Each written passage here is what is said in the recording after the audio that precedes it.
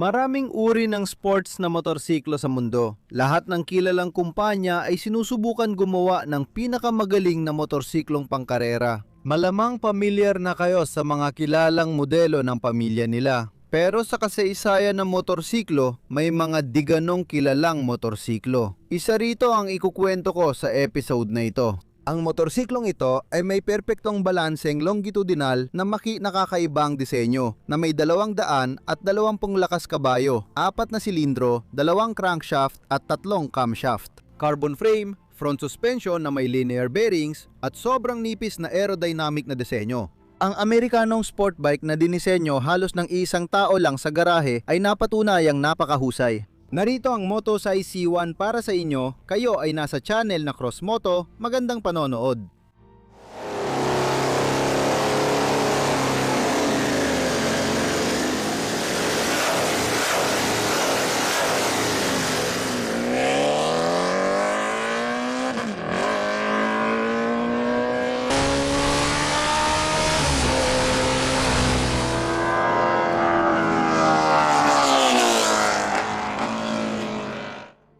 Ang kasaysayan ng paglikha ng hindi ako magdadalawang isip sabihin, natatanging sport bike na ito ay hindi maihihiwalay sa pangalan ng Amerikano na si Michael Cis. Ipinanganak si Cis noong 1964, nag-aral sa Portland State University at lumipat sa Parsons School of Design sa New York. Ang katotohanang hindi natapos ni Michael ang kanyang pag-aaral sa New York ay hindi naging hadlang para buksan niya ang sarili niyang design firm na Architropolis, kung saan nagdidisenyo si Cis ng mga bahay para sa mga sikat, pati na rin ng mga hotel at kasino. Hindi basta na lang nabuo ang pagmamahal ni Michael sa motorsiklo dahil tradisyon nito sa kanilang pamilya. Malapit sa mototeknolohiya at karera ang kanyang lolo at ama. Sa madaling salita, bata pa lang si Michael Cis ay nakilala na niya ang mga motorsiklo at agad siyang nahumaling dito. Pagsapit ng 2004 tila perpekto ang buhay ni Cis. 40 taong gulang may pamilya, nagpapalaki ng mga anak at kumikita ng malaki ang kanyang kumpanya. Pero halos wala na siyang oras sa motorsiklo, di tulad noong kabataan niya. Sa isang punto may naisip si Cis.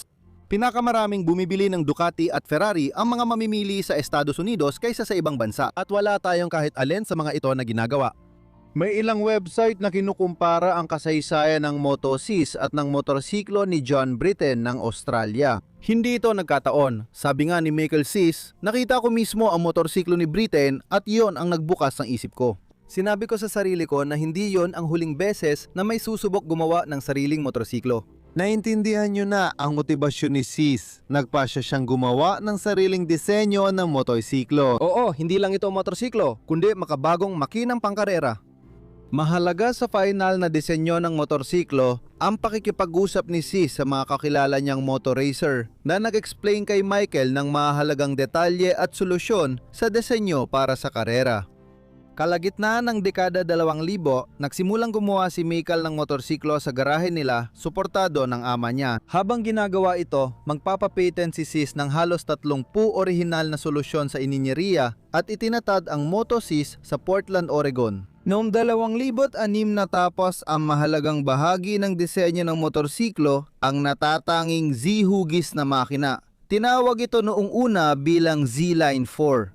Ano nga ba ang bumubuo sa power unit na ito? Sa unang tingin, maaaring isipin na ito ay isang pahabang inline na 4 tulad ng sa mga lumang motorsiklo na Henderson FN o Indian 4. Pero sa totoo lang, ang makina ng Moto Size C1 ay mas komplikado.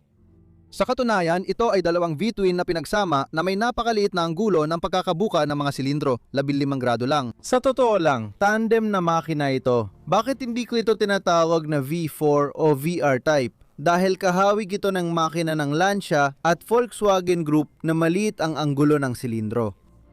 Ang totoo niyan, sa makina ng Moto Cis, may 2 crankshaft na pinagdugtong gamit ang gear drive. Ang isang crankshaft ay para sa unang 2 silindro at ang isa pa sa ikatlo at ika-4.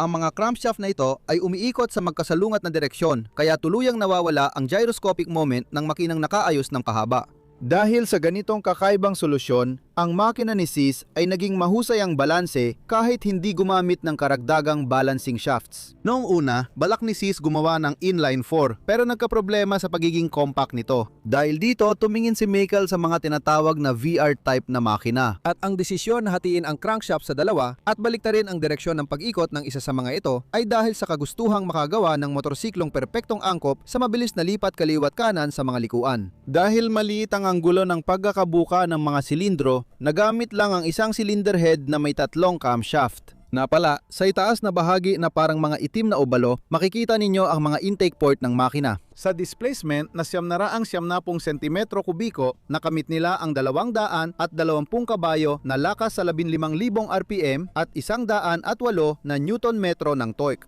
Binanggit ni Size na ang makina ay napakabilis umabot sa pinakamataas na RPM at ang tunog nito ay tunay na Amerikano na halos kapareho ng tunog ng V8.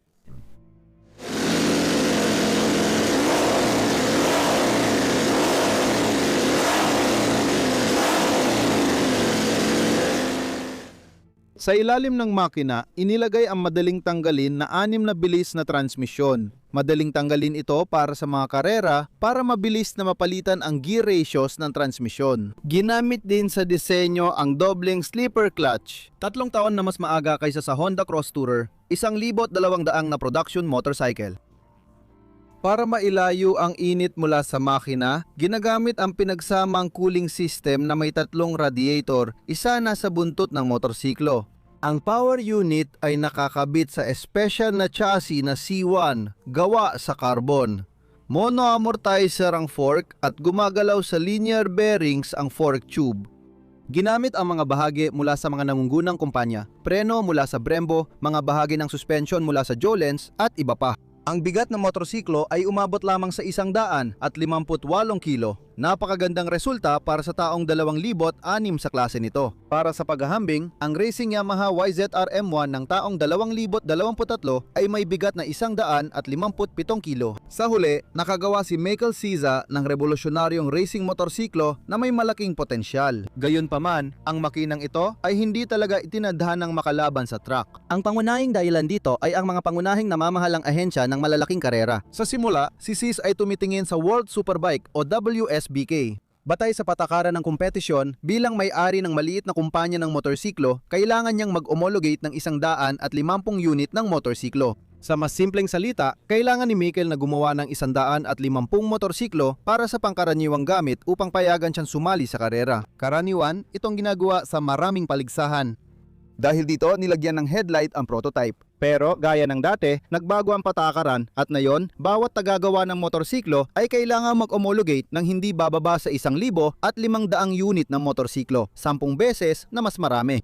Hindi kayang gawin ni Sis at ng maliit niyang kumpanya ang ganung daming unit. Tumingin siya sa MotoGP at sa grid nila na puro prototype na kamakailan ay lumipat sa 4-stroke na makina. May pag-asa sanang makasali, ngunit na mabuhay ang Motosize C1 at makapag-test run, nagbago ang mga patakaran. Noong 2007, nilimitahan ng MotoGP ang laki ng makina sa 800 kubiko. Sabi ni Sis, binago ng mga makinang 800 kubiko ang la at tinaas ang RPM sa 18,000. Ito na ang teritoryo ng pneumatic valves at hindi namin kayang mag-develop ng ganoon. Bukod pa rin na bawal gamitin ang pneumatic sa kalsada. Dahil sa naubos na budget, natigil ang proyekto sa prototype stage. Pero nakahanap pa rin si Sizu ng niche para magtagumpay ang kanyang teknolohiya. Nagbuo siya ng electric na racing machine na Motosize E1PC na magde-debut sa Isle of Man noong 2009 kasama ang racer na si Mark Miller. Noong taon na yon, hindi nakaabot sa finish ang motorsiklo dahil sa technical na dahilan. Pero sa 2010 TT0 race, nagwagi ang gawa ni Sisa. Tagumpay iyon. Noong 2013, ang ambisyosong tagapagdisenyo at tagabuo ay nabigyan ng hindi magandang balita, kanser. 3 taon nang nilalabanan ni Michael Sis ang sakit, ginagastos ang kita at inililihis ang isip sa sakit sa pagsali sa amateur na karera. Pumanaw siya noong 7 ng Mayo 2016. Ganyan mga kaibigan, ang malungkot na kwento ng motorsiklo designer na si Michael Sis at ng kanyang natatanging superbike na SI1. Isa ito sa maraming dramatikong bahagi ng kasaysayan ng paggawa ng motorsiklo. Nagayon pa man, balang araw ay maaring mag-udyok sa isang panibagong entusyasta na lumika ng bagong obra maestra ng motorsiklo. Dito, nagtatapos ang aking kwento.